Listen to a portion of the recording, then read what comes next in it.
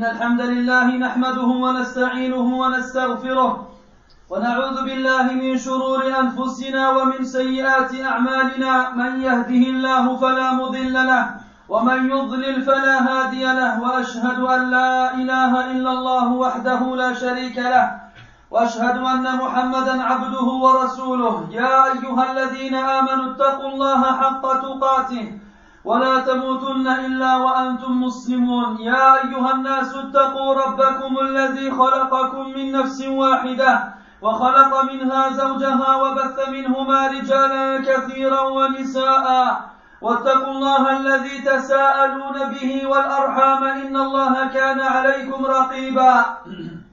يا أيها الذين آمنوا اتقوا الله وقولوا قولا سديدا يصلح لكم أعمالكم ويغفر لكم ذنوبكم، ومن يطع الله ورسوله فقد فاز فوزا عظيما. أما بعد، فإن أصدق الحديث كتاب الله، وخير الهدي هدي محمد صلى الله عليه وسلم، وشر الأمور محدثاتها، وكل محدثة بدعة، وكل بدعة ضلالة، وكل ضلالة في النار. أما بعد، عباد الله، إن الظواهر التي تظهر على الكثير من قسوة القلب وقحط العين وانعدام التدبر هي بسبب المادية التي طغت على قلوبنا، فأصبحت تشاركنا في عبادتنا، ولا يمكن للقلوب أن ترجع لحالتها الصحيحة حتى تتطهر من كل ما علق بها من أدران. فهذا هو أمير المؤمنين عثمان بن عفان رضي الله عنه يضع يده على الدواء لهذه الظاهرة، فيقول رضي الله عنه: لو طهرت قلوبكم ما شبعتم من كلام الله عز وجل. والخشوع الحق يطلق عليه الإمام ابن القيم رحمه الله خشوع الإيمان، ويعرفه بأنه خشوع القلب لله بالتعظيم والإجلال والوقار والمهابة والحياء، فينكسر القلب لله كسرة ملتئمة من الوجل والخجل والحب والحياء وشهود نعم الله وجناياته هو، فيخشع القلب لا محالة، فيتبعه خشوع الجوارح. انتهى كلامه رحمه الله. ومما يدل على أهمية الخشوع كونه السبب الأهم لقبول الصلاة التي هي أعظم أركان الدين بعد الشهادتين. وفي سنن أبي داود عن عمار بن يسار رضي الله عنه عن النبي صلى الله عليه وسلم أنه قال: إن العبد لينصرف من صلاته ولم يكتب له منها إلا نصفها، إلا ثلثها، إلا ربعها، إلا خمسها، إلا سدسها، إلا سبعها، إلا ثمنها، إلا تسعها، إلا عشرها. كما أن الخشوع يسهل فعل الصلاة ويحببها إلى النفس. قال الشيخ عبد الرحمن بن ناصر السعدي رحمه الله في تفسير قوله تعالى: وإنها لكبيرة إلا على الخاشعين، أي فإنها سهلة عليهم خفيفة، لأن الخشوع وخشية الله ورجاء ما عنده يوجب له فعلها منشرحا بها صدره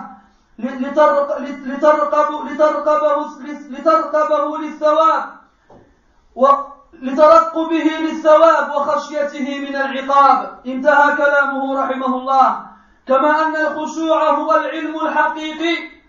روي عن عبادة بن الصامت وعوف بن مالك وحذيفة أنهم رضي الله عنهم أنهم قالوا: أول علم يرفع من الناس الخشوع حتى لا ترى خاشعا. فالصلاة عباد الله صلة بين العبد وربه، ينقطع فيها الإنسان عن شواغل الحياة ويتجه بكيانه كله إلى ربه، يستمد منه الهداية والعون والتسديد، ويسأله الثبات على الصراط المستقيم. ولكن الناس يختلفون في هذه الصلاة، فمنهم من تزيده صلاته إقبالا على الله، ومنهم من لا تؤثر فيه صلاته إلا ذلك الحد الملموس بل هو يؤديها بحركات وقراءة وذكر وتسبيح، ولكن من غير شعور كامل لما يفعل ولا استحضار لما يقول. والصلاة التي يريدها الإسلام ليست مجرد أقوال يلوكها اللسان وحركات تؤديها الجوارح بلا تدبر من عقل ولا خشوع من قلب. ففي سنن الترمذي عن أبي هريرة رضي الله عنه قال: قال رسول الله صلى الله عليه وسلم: إن أول ما يحاسب به العبد يوم القيامة من عمله صلاته، فإن صلحت فقد أفلح وأنجح، وإن فسدت فقد خاب وخسر. فإن انتقص من فريضته شيء قال الرب عز وجل: انظروا هل لعبدي من تطوع، فيكمل بها من انتقص من الفريضة، ثم تكون سائر أعماله على هذا. فكيف نجد الخشوع في الصلاة عباد الله؟ هيا بنا لنلتمس بعض الأسباب التي تعيدنا إلى الصلاة الحقيقية التي توثق صلتنا بربنا عز وجل، وهي صلاة القلب والجوارح وتذللها لله تبارك وتعالى. وقد امتدح الله عز وجل أهل هذه الصفة من المؤمنين، حيث قال تعالى: قد أفلح المؤمنون الذين هم في صلاتهم خاشعون. فأولا الإيمان الصادق والاعتقاد الجازم بما يترتب على الخشوع من فضل عظيم في الدنيا والآخرة، من الإحساس بالسكون والطمأنينة وراحة لا مثيل لها وطيب نفس يفوق الوصف. روى مسلم عن عثمان بن عفان رضي الله عنه قال: سمعت رسول الله صلى الله عليه وسلم يقول: ما من امرئ مسلم تحضره صلاة مكتوبة فيحسن وضوءها وخشوعها وركوعها إلا كانت كفارة لما قبلها من الذنوب ما لم تؤت كبيرة، وذلك الدهر كله. والآيات والأحاديث الدالة على فضل الخشوع كثيرة.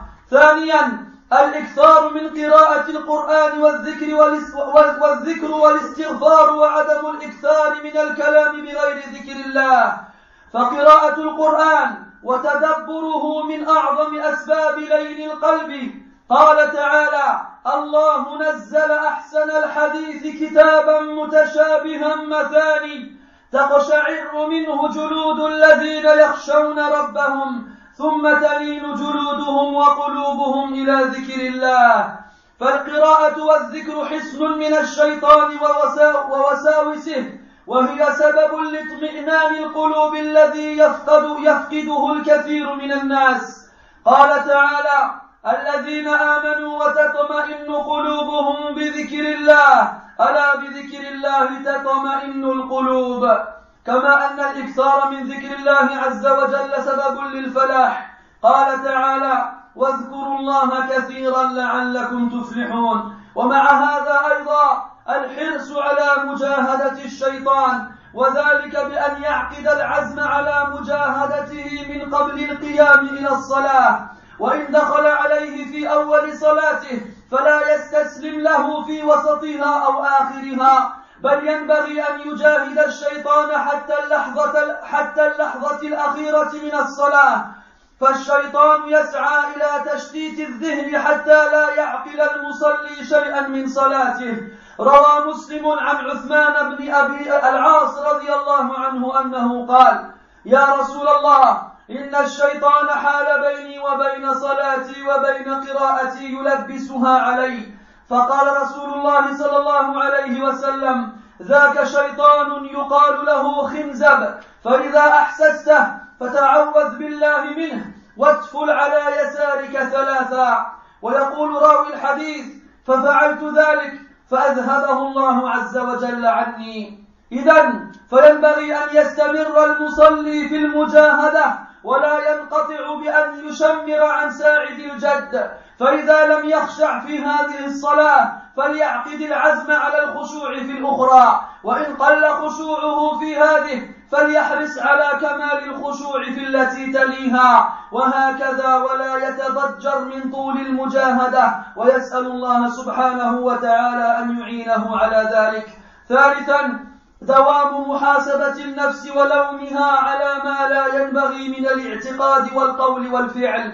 قال تعالى: يا أيها الذين آمنوا اتقوا الله ولتنظر نفس ما قدمت لغد واتقوا الله إن الله خبير بما تعملون. وكان أمير المؤمنين عمر بن الخطاب رضي الله عنه يقول: حاسبوا أنفسكم قبل أن تحاسبوا، وزنوها قبل أن توزنوا، وتزينوا للعرض الأكبر. وأيضا عباد الله، البعد عن المعاصي بصرف النظر عما يحرم النظر إليه، وكذلك حفظ اللسان والسمع وسائر الجوارح، وإشغالها بما يخصها من عبودية، وصرفها بالنظر في كتاب الله وسنة رسوله صلى الله عليه وسلم والكتب العلمية المفيدة وما يباح النظر إليه، والتفكير في مخلوقاته سبحانه وتعالى، والاستماع إلى الطيب من القول والتحدث في مفيد. فلا شك أن الذنوب تقيد المرء وتحجزه عن أداء العبادات على الوجه المطلوب، فكل إنسان يعرف ما هو واقع فيه من الذنوب، وعليه أن يسعى في إصلاح حاله. والإصلاح متعلق بمحاسبة النفس، حيث إن المرء إذا حاسب نفسه بحث عما يصلحها. رابعا، تدبر وتفهم ما يقال في الصلاة، وعدم صرف النظر فيما سوى موضع السجود مستشعرا بذلك رهبة الموقف.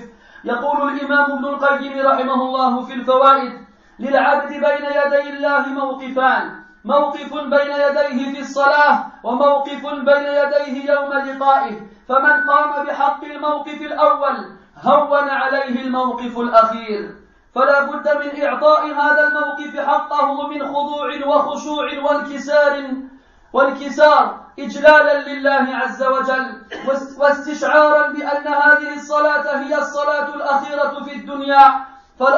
فلو استقر هذا الشعور في نفس المصلي لصلى صلاة خاشعة. روى الإمام أحمد عن أبي أيوب الأنصاري رضي الله عنه قال: جاء رجل إلى النبي صلى الله عليه وسلم فقال: يا رسول الله، عظني وأوجز. فقال صلى الله عليه وسلم: إذا قمت في صلاتك فصل صلاة مودع، ولا تكلم بكلام تعذر منه غدا، واجمع اليأس مما في أيدي الناس. وأيضا عباد الله، هناك أسباب أخرى للخشوع نذكر منها الهمة، فإنه متى أهمك أمر حضر قلبك ضرورة فلا علاج لإحضاره إلا صرف الهمة إلى الصلاة، وانصراف الهمة يقوى ويضعف بحسب قوة الإيمان بالآخرة واحتقار الدنيا. ومنها إدراك اللذة التي يجدها العباد في صلاتهم، وهي التي عبر عنها ابن تيمية رحمه الله بقوله: إن في الدنيا جنة من لم يدخلها لم يدخل جنة الآخرة. ولا تظن أن مسلما وجد هذه اللذة وذاق طعمها يفرط فيها ويتساهل في طلبها.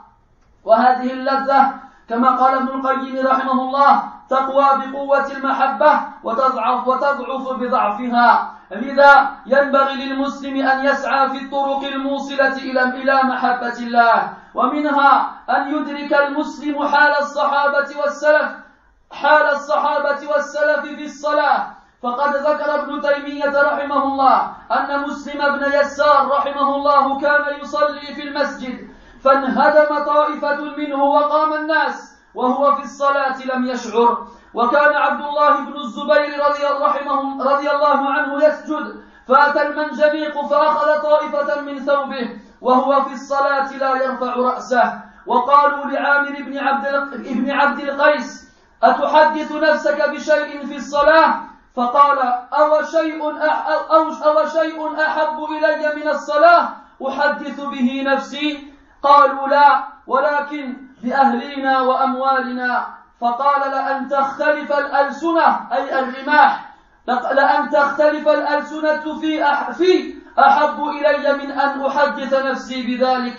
وأمثال هذا متعدد، فنسأل الله ألا يعمي بصيرة قلوبنا وأن يجعلنا ممن يتخشع في صلاته. أقول ما تسمعون وأستغفر الله.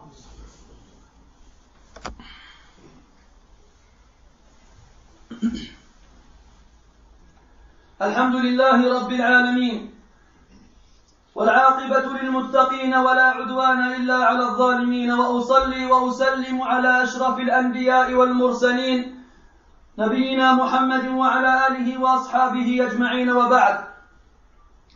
Mes frères, nous souffrons tous aujourd'hui de nombreux symptômes qui sont soit la dureté du cœur, soit la sécheresse de l'œil, soit l'absence totale de méditation. Et la liste est longue. À cause de quoi? En général, à cause du matérialisme dans lequel nous vivons et qui nous a envahis et qui s'est installé dans nos cœurs à un point où ce matérialisme s'associe à nous dans nos adorations. Tout ce que l'on possède, ou bien que l'on convoite, ou bien que l'on espère avoir, quand on prie, ou bien quand on adore Allah Azza wa Jal, c'est ça qu'on a en tête.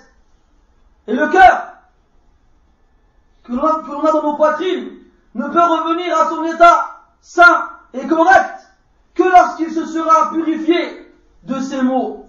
Uthman ibn Affan radiyallahu anhu, le commandeur des croyants, posait sa main sur le remède à tous ces maux en disant: si vos cœurs étaient purs, ils ne se seraient jamais rassasiés de la parole d'Allah.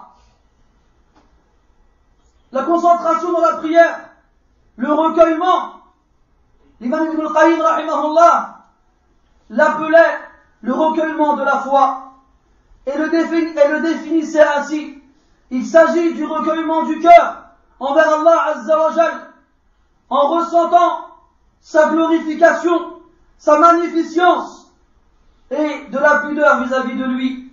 Alors le cœur se brise devant Allah Azza wa Jal. Il se brise en se mélangeant à différents sentiments comme la crainte, la honte, l'amour et la pudeur. Il se rappelle des bienfaits d'Allah Ta'ala sur lui et il se rappelle des crimes qu'il a osé accomplir alors qu'Allah Ta'ala l'observe. Lorsque le cœur est plein de tout cela, il n'y a aucune autre issue possible en dehors du fait qu'il ne se recueille complètement, et alors les membres du corps le suivent obligatoirement. Et ce qui indique, mes frères, l'importance du recueillement dans la prière, c'est que c'est une des principales causes pour que la prière soit acceptée. Cette prière qui est, après l'attestation de foi, le pilier le plus important de l'islam. Le prophète sallallahu alayhi wa sallam nous dit qu'une personne, lorsqu'elle finit sa prière, elle s'en va et il ne lui a été écrit de sa prière que la moitié, ou peut-être que le tiers, ou encore peut-être que le quart, ou peut-être le 5e, ou peut-être le 6e, ou le 7e, ou le 8e, ou le 9e, ou le 10e. Donc chaque personne aura de sa prière la portion dans laquelle il était recueilli. Il y en a qui s'en tireront avec la moitié, d'autres avec plus, et d'autres avec moins. Le recueillement de la prière facilite à son accomplissement. Il facilite l'accomplissement de la prière, et il fait que la prière est aimée à l'âme.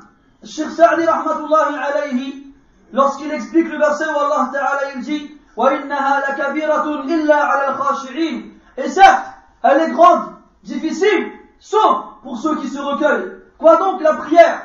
Cheikh Sa'di rahimahullah il dit: pour ceux qui se recueillent, la prière elle est simple et elle est légère. Pourquoi? Parce que le recueillement et la crainte d'Allah Azza wa Jal et l'espoir de ce qu'il a comme récompense pour nous auprès de lui impose à celui qui a accompli cette prière-là d'avoir la poitrine épanouie, d'avoir le cœur reposé. Le recueillement dans la prière est la science intérieure des compagnons comme Ubadah ibn Samit, Aouf ibn Malik et Hudayfa ibn Yaman radiyallahu anhum disaient: la première des sciences dont les gens seront privés est le recueillement, à un point où on ne verra plus personne recueilli dans sa prière. Et ceci, mes frères, est une chose que l'on voit constamment aujourd'hui où que l'on aille. La prière, mes frères, est le lien qui lie le serviteur à son Seigneur.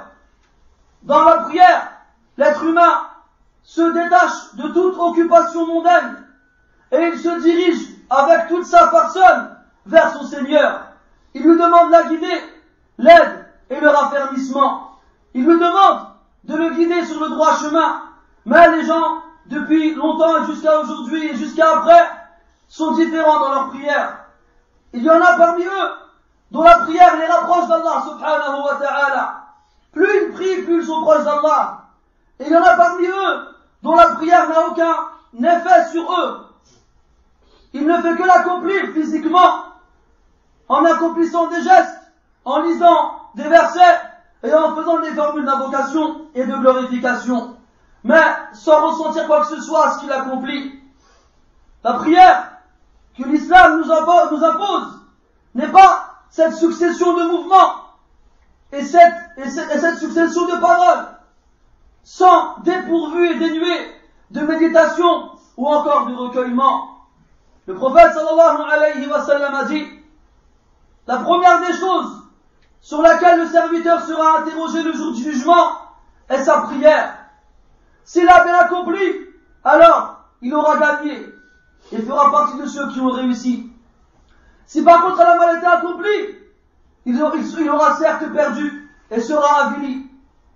Et si dans ces prières obligatoires, il y a un manque, Allah Ta'ala dira: regardez, est-ce que mon serviteur a des prières surérogatoires, a des actions surérogatoires avec lesquelles il peut combler le manque présent dans ses obligatoires, et il sera ainsi avec le reste de ses actions. Comment alors, mes frères, peut-on atteindre le recueillement dans la prière? Essayons ensemble de citer quelques-unes des causes qui nous permettront d'avoir ce recueillement dans la prière et de surcroît de renforcer notre lien avec Allah Azza wa Jal et de faire en sorte que l'on prie avant de prier avec nos membres, de prier aussi avec notre cœur et de s'humilier devant Allah subhanahu wa ta'ala. Premièrement, mes frères, sachez qu'Allah tabaraka wa ta'ala a fait l'éloge des croyants qui ont cette qualification, celle du recueillement dans la prière. Dans Surat al-Mu'minun, Allah dit: Qad aflaha al-mu'minun. Certes, ont gagné les croyants, ceux qui dans leur prière se recueillent. Et ce qui aide le recueillement dans la prière, la foi véridique et la croyance formelle de ce qu'on peut obtenir comme grâce immense dans ce monde et dans l'au-delà pour celui qui se recueille dans la prière. Ainsi que ces sensations de paisibilité et de quiétude et d'une tranquillité qui n'a aucun équivalent. Le prophète sallallahu alayhi wa sallam a dit: il n'y a pas une personne musulmane qui accomplit la prière obligatoire en faisant parfaitement les ablutions, en s'y recueillant dans ses prosternations et dans ses inclinaisons, sans que cette prière-là ne soit pour lui une expiation de ce qu'il a accompli auparavant comme péché, tant qu'il n'a pas accompli de grands péchés. Et cela toujours. Et les versets et les hadiths qui nous montrent les récompenses et les vertus du recueillement dans la prière sont très nombreux. Deuxièmement, mes frères, le fait de multiplier la lecture du Coran et le fait de multiplier les formules de rappel et d'évocation et d'imploration du pardon, et le fait de ne pas exagérer, de parler dans des choses qui n'ont pas de lien avec le rappel d'Allah subhanahu wa ta'ala. La lecture du Coran et sa méditation font partie des causes les meilleures pour attendrir le cœur. Allah dit dans le Coran: Allah est celui qui a fait descendre la meilleure des paroles, un livre dont la perfection se ressemble dans tous ses endroits. Mathani, qui évoque les choses par pair, en pair, un livre qui, lorsqu'il est lu par ceux qui craignent leur Seigneur, leur peau frémisse, et leur cœur s'attendrit au rappel d'Allah. Aussi, la lecture du Coran, ainsi que les évocations et les formules de rappel, sont un édifice protecteur contre Shaitan et ses insinuations. Et c'est aussi une cause pour que les cœurs soient attendris et tranquillisés chose qui est perdue chez la plupart des gens. Allah dans le Coran dit, ceux qui ont cru et dont les cœurs se sont tranquillisés par le rappel d'Allah, n'est-ce pas par le rappel d'Allah que les cœurs se tranquillisent? Et comme le fait de multiplier le rappel d'Allah est aussi une cause pour obtenir la victoire éternelle, Allah dit dans le Coran, et évoquez Allah beaucoup, afin que vous réussissiez et que vous gagniez. Et aussi, on rajoute à cela le fait de faire tous ces efforts pour combattre les insinuations sataniques. Comment? En se préparant avant de prier. Avant de prier, en se préparant à combattre toutes ces pensées qui viennent traîner dans nos esprits lorsque l'on prie. Avant de prier, se mettre en condition. Et dans le cas où, lorsque l'on prie, Shaitan arrive quand même à pénétrer nos esprits, alors on ne se rend pas, on n'abandonne pas, mais on continue encore à livrer le combat contre lui jusqu'à ce qu'il nous laisse. Et il incombe de continuer à cette lutte jusqu'au dernier instant de la prière. Car Shaitan n'a de cesse que de nous perturber afin que celui qui prie ne se rappelle de rien de ce qu'il a prié. Un sahabi du nom de Uthman ibn Abi al-As radiyallahu anhu a dit au prophète sallallahu alayhi wa sallam, ô messager d'Allah, Shaitan s'est interposé entre moi et ma prière et ma lecture. Il me perturbe. Le prophète sallallahu alayhi wa sallam lui répond, celui-ci est un démon qu'on appelle Khinzab. Lorsque tu le sens, réfugie-toi auprès d'Allah Ta'ala contre lui et crache légèrement sur ta bouche 3 fois. Uthman ibn Abi al-As radiyallahu anhu, après avoir exécuté la parole du prophète sallallahu alayhi wa sallam, nous dit, j'ai fait ce que le prophète m'a dit de faire et Allah Ta'ala l'a éloigné de moi, yani ce démon-là. Notre frère, il convient à ce que celui qui prie lutte du début de sa prière jusqu'à la fin et qu'il ne flanche pas dans cette lutte-là et qu'il continue jusqu'à la fin. Et si jamais il n'a pas réussi à se recueillir dans cette prière, alors qu'il se dise que je me recueillerai dans la prochaine prière et qu'il ne s'énerve pas contre lui-même ou bien qu'il ne désespère pas de cette longue lutte et qu'il demande à Allah Ta'ala de l'aider dans cela.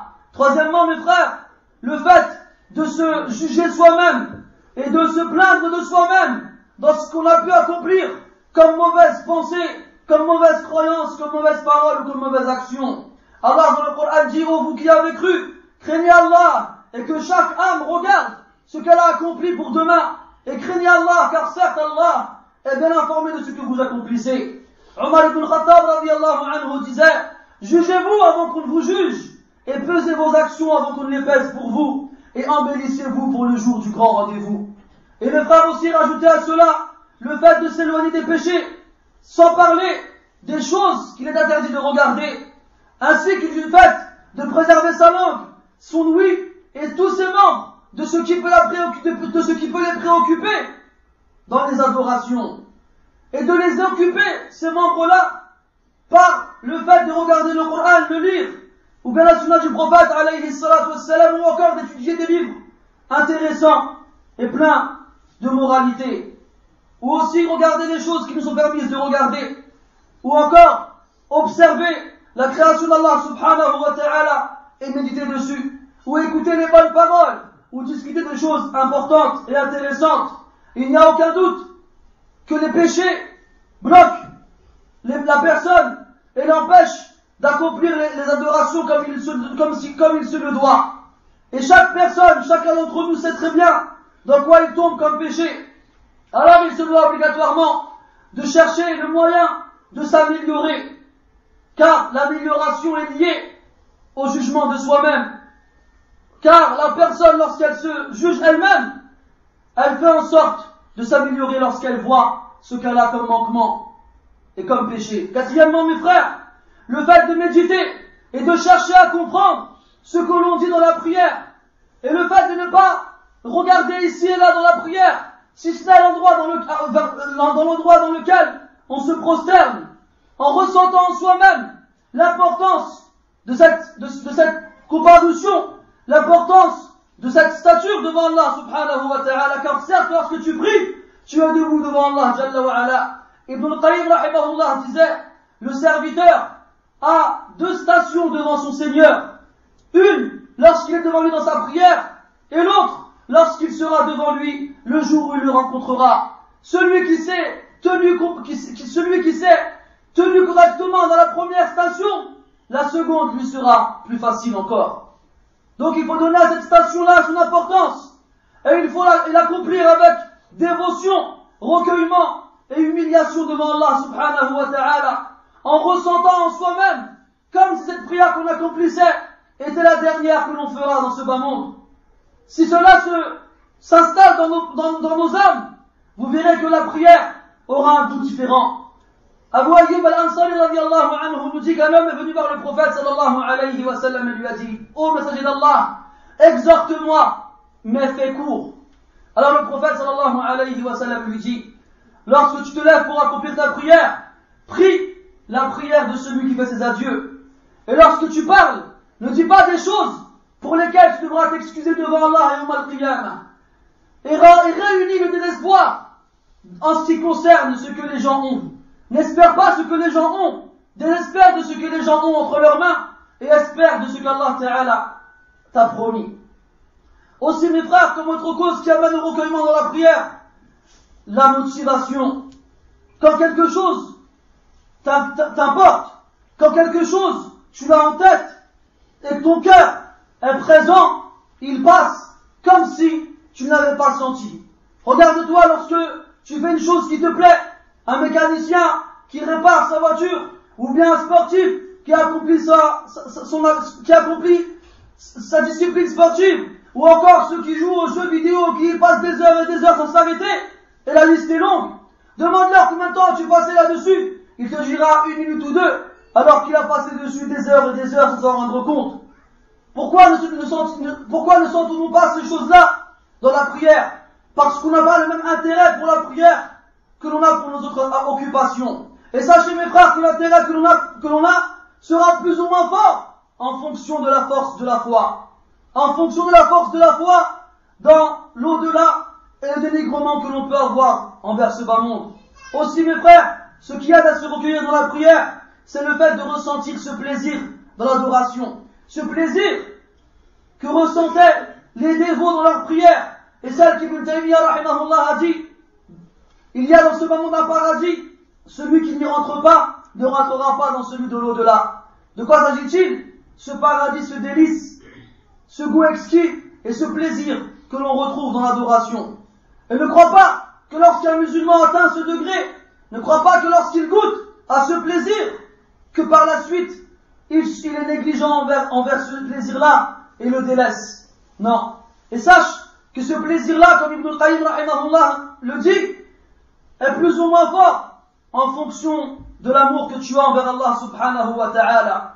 C'est pour cela, mes frères, qu'il est obligatoire pour les musulmans de convoiter et de rechercher tous les moyens qui l'amèneront à aimer Allah Jalla wa ala encore plus.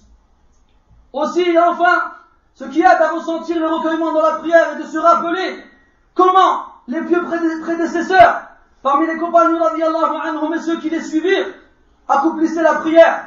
Et quel recueillement réellement étrange pour nous ils avaient dans leur prière. Et étrange bien entendu dans le sens positif et pas dans une connotation négative. Muslim ibn Yassar rahimahullah, lorsqu'il priait une fois dans la mosquée, un des murs de la mosquée s'est effondré et a effrayé les gens qui se trouvaient dans la mosquée à un point où ils sursautèrent. Quant à lui, Muslim ibn Yassar, il est resté dans sa prière sans bouger, sans rien même entendre. Et Abdullah ibn Zubayr radiyallahu anhu, une fois qu'il était en prosternation, une catapulte est passée près de lui en prenant avec lui son vêtement, en tirant son vêtement, et lui, il est resté dans sa prière sans lever la tête. Et on a dit à Amr ibn Abdul Qais rahimahullah: est-ce que tu te parles à toi-même lorsque tu fais la prière? Chose qui nous arrive tous. Qu'est-ce que j'ai fait de mes clés? Où est-ce que j'ai posé ma veste? Est-ce que j'ai fait les courses? J'en passe et d'autres. Il s'est énervé lorsqu'on lui posait la question. Il a dit: quelle chose peut m'être préférable à la prière, afin que je parle de cela moi-même pendant la prière? Il lui dit rien, mais il arrive quand même qu'on pense à nos familles ou encore à nos biens. Il a dit, rahimahullah, que les lances pénètrent et perforent mon corps, mais préférable à ce que je parle à mon âme pendant la prière de ma famille et de mes biens. Et si on continue à citer ces exemples-là, on n'en sort plus, tellement ces gens-là avaient compris l'importance de la prière et ils savaient comment l'accomplir.